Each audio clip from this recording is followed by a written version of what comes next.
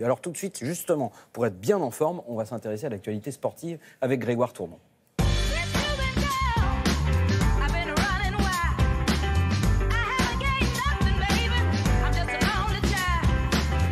Et bien entendu, les Champs-Élysées bloqués, l'actualité sportive, c'est l'arrivée du Tour de France. Oui, on va revenir sur ce qui s'est passé hier. Si vous n'étiez pas devant la télévision, devant France 2 hier, avec un Chris Froome qui gagne, avec un Warren Barguil qui est le nouveau chouchou du public et Romain Bardet qui est sur le podium. Je vous propose de regarder justement ce podium hier soir, le podium de cette 104e grande boucle, le Britannique Chris Froome, le Colombien Rigoberto Urán et le Français Romain Bardet. Froome, 32 ans, remporte son 4e Tour de France.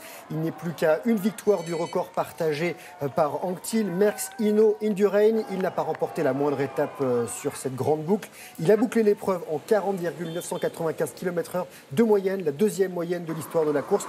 Romain Bardet, deuxième l'an dernier, troisième cette année, a longtemps porté les espérances françaises. Il a sauvé sa place sur le podium pour une seconde. Cette année, il a remporté une étape. La France s'est découvert un grimpeur de premier plan. Warren Barguil, vainqueur de 2 étapes. Il termine premier du classement de la montagne et remporte le prix de la combativité. Lui, il tire sa révérence après son 15e Tour de France. Thomas Voeckler, 38 ans, range son vélo. Il est resté 10 jours en jaune en 2004 et en 2011, année où il avait terminé 4e. C'était son meilleur classement. Hier, c'était la 21e et dernière étape, 103 km, Montgeron-Paris. Victoire au sprint du Néerlandais Dylan Groenewegen sur les Champs-Élysées. Et l'année prochaine, le Tour partira le 7 juillet, retenez bien, de Noirmoutier en Vendée pour arriver le 29 juillet sur les Champs-Élysées, donc à Paris. Ne change pas une équipe qui gagne. Et puis il y avait du football, attention, du football féminin. Alors on sait que les Françaises n'ont pas eu de chance samedi, mais il y avait d'autres matchs. Oui, il y a eu un match nul samedi soir pour les Françaises et les Autrichiennes. Et hier soir, ce sont les Anglaises qui ont mis quasiment plus qu'un pied en quart de finale de cet Euro. Ça se passe aux Pays-Bas. Regardez, les Anglaises qui ont battu l'Espagne et qui sont pratiquement qualifiées pour les quarts de finale. 2 matchs, 2 victoires pour l'Angleterre qui s'est imposée 2-0 hier soir. But de Kirby et Taylor. Les Anglaises qui sont leaders devant les Espagnols et qui affronteront jeudi les Portugaises qui ont dominé l'Écosse 2-1. Premier succès de l'histoire pour ces Portugaises dans cette compétition. Et les Écossaises, elles, sont éliminées.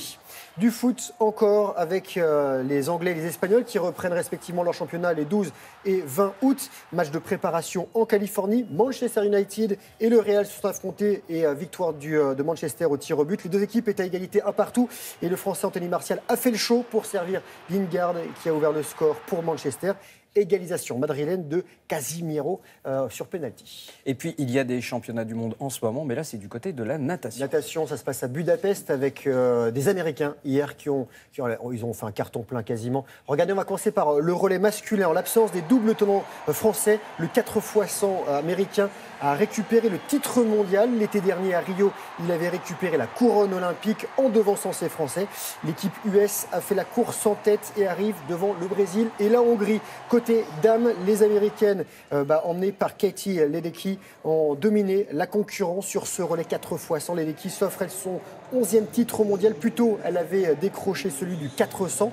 Et ce relais a été marqué aussi par la victoire, pas la victoire, mais en tout cas la très belle course de la Suédoise Sarah Sjöström, qui est passée pour la première fois de l'histoire sous les 52 secondes sur 100 mètres chez les dames, en 51 secondes 71, très précisément. Et pour terminer, du golf, je sais que vous avez suivi hier la victoire de Jordan Spieth, qui remporte son premier British Open. Spieth avec un TH à la fin. À 23 ans, c'est le 3e titre du Grand Chelem pour ce garçon. Il est le 2e plus jeune golfeur à réaliser cet exploit devant Tiger Woods. Il est devancé en précocité par Jack Nicklaus de 4 mois seulement. Côté résultat, il a rendu une dernière carte de 69 pour un total de 268, soit 12 coups sous le par. Prochain majeur, l'US PGA le 7 août en Caroline du Nord. Et puis surtout, c'était pas vendu parce qu'au départ, il avait très très mal commencé. Il a fait une remontada exceptionnelle. Merci beaucoup, Grégoire.